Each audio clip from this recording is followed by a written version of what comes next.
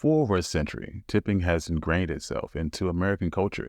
What was once considered a largely European practice has now been fully adopted by Americans and, unsurprisingly, taken to a completely different level.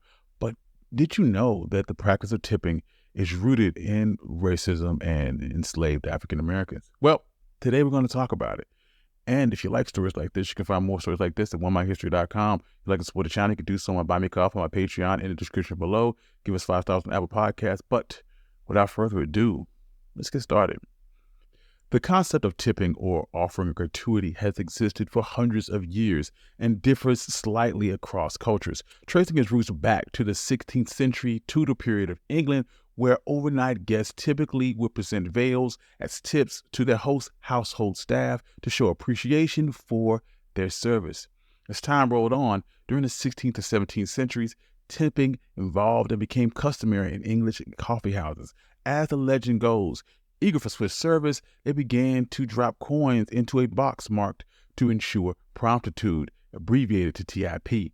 This is widely believed to be the origin of the term tipping, but it's most likely a myth. So what's the reality? The 17th century European feudal period contributed significantly to shaping today's tipping culture. Tipping was almost non-existent in the United States before the Civil War, but it was commonplace for European nobility to reward service workers with an additional sum of money or a tip. This practice eventually made its way across the Atlantic, arriving on American shores in the late 19th century when wealthy Americans in the 1860s discovered the tradition. Wanting to seem autocratic, these individuals began tipping upon their return to the United States. However, in the years before the Civil War, America was divided into two parts, the North, which was more industrialized, and the South, where slavery had formed the backbone of their economy. The South benefited heavily from the unpaid labor of enslaved Africans. After the 13th Amendment was passed in 1865, marking the end of slavery and led to a period known as Reconstruction. This phase was not only about freeing formerly enslaved African Americans, but assimilating them into American society. However, these issues started to take new forms, one of them being the tipping system that was introduced during the Reconstruction era. When tipping was first introduced to America, it was met with fierce opposition and was derided as un-American. They saw it as a form of bribery and belittled the workers and felt that it was unfair and classist. They questioned why individuals who were already financially struggling were expected to pay an additional tip after their meal. In the 1860s, these anti-tipping views were so strong that they traveled their way back to Europe, and it's one of the reasons why tips are generally unexpected in European restaurants today. Despite this, tipping continued to increase. Still, there were many who were not happy with the tradition. In 1915, 6 states temporarily banned tipping. In 1918, the state of Georgia declared tips as a commercial bribe, meaning that tips given to influence service were against the law. Despite these controversial beginnings, tips continued to be practiced in the southern United States. This adoption across the country was accelerated due to prohibition. In 1920, there was a nationwide ban on alcoholic beverages that had a ripple effect across society. Prohibition meant that many hotel owners changed their bars into lunch places and started serving food to everybody, especially because these meals were ordered from menus. The owners didn't mind tipping because they no longer saw it as a bribe. Eventually, tipping became socially accepted as restaurateurs soon realized they stood to benefit from the opportunity to subsidize their worker pay with guests' extra money. Due to this, tipping caught on nationally, even in the North, and today it is an expected part of American society.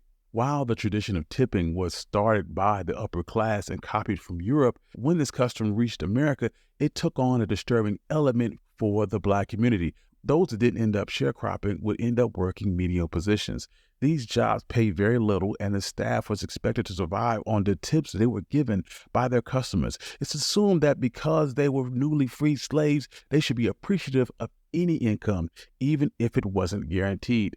These industries saw tipping as a chance to manipulate the system and essentially continue the institution of slavery by paying their black workers only in tips. Despite the official abolishment of slavery, black individuals continued to struggle with limited economic and social rights. Tipping was just another way to cover up and continue slavery in a different form, reinforcing the idea that black labor was not worth a fair wage and reinforcing black workers to rely on the inconsistent generosity of mainly white customers.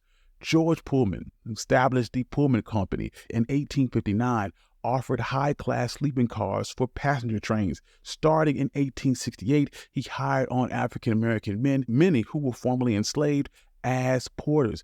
Pullman Company believed that they were ideal for the role of servants. He initially paid them extremely low. They only earned $27.50 a month in 1916. That is roughly about $814 today and would be about the equivalent of $10,000 annually. Despite this fact, they worked almost 400 hours a month.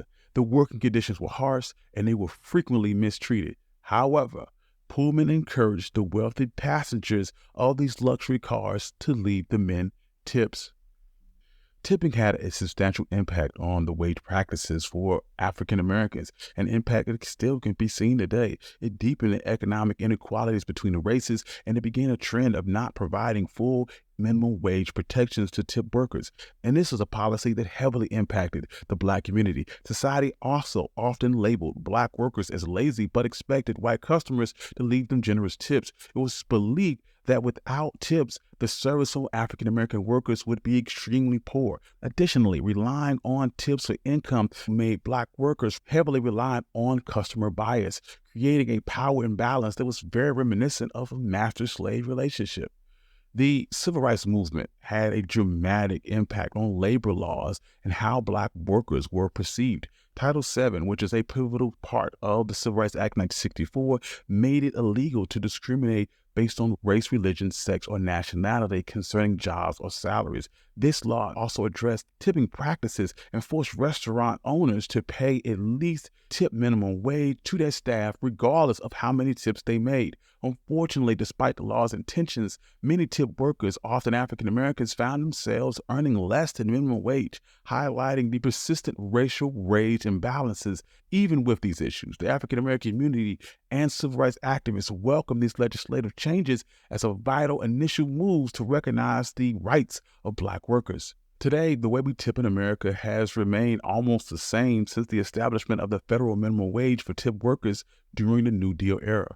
Legislation passed in 1938 required employers to pay tip minimum wage, a wage that, including tips, would equal the federal minimum wage. As time passed, rules in the 1970s encouraged fair payment for restaurant staff.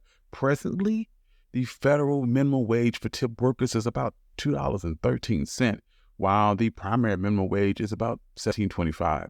In the United States, tipping has become not just a custom, but an essential part of a server's income. Generally, patrons tip about 15 to 20% of their total bill as a thank you for good service. According to the Council for Economic Advisors, 98% of customers in the United States leave a tip, and Americans tip more money to restaurant servers than any other country in the world. Sadly, racial bias plays a factor that influences tipping behavior, particularly in America. There is an existing stereotype in the service industry that black people do not tip well. Studies confirm that this bias does impact earnings. A research study done by the Restaurant Opportunity Center United in 2018 revealed that black restaurant workers receive about 15 to 25% less in tips than their white coworkers. Similarly, a Cornell School of Hotel Administration highlighted that people are more likely to tip their service workers who share the same racial background. It states that black taxicab drivers get about 1/3 less tips than their white colleagues, and these studies underscore the impact of racial prejudice on tipped earnings. This skewed tipping practice is rooted in a long-standing racial stereotypes. Some people hold misguided beliefs that black people are economically disadvantaged and hence leave them smaller tips. Others feed into the stereotypes about attitudes or behavior of black people while dining out or using their services. This misconception creates a biased two-tier tipping system skewed against African Americans and does not reflect reality. However, there are ways that we can fix this inequality. There's been a huge push to get rid of the tipping industry altogether and instead pay workers a fair wage. This will lessen the wage gap and lower employees' reliance on the tipping system. Although change has been slow, more and more people are having conversations about racial inequality and getting rid of tipping altogether. But of course, there's a lot to do. But it is the legacy of slavery in America that turned the tipping system in the United States from a bonus or an extra on top of a living wage into the wage itself. Thank you. I'm your host, Country Boy. This has been One Mic History. If you like stories like this, you find more stories like this at OneMicHistory.com. Also, if you like to support the channel, you can do so on my Patreon. Buy me coffee in the description below. Give us 5 stars on Apple Podcasts and support the YouTube channel. Peace.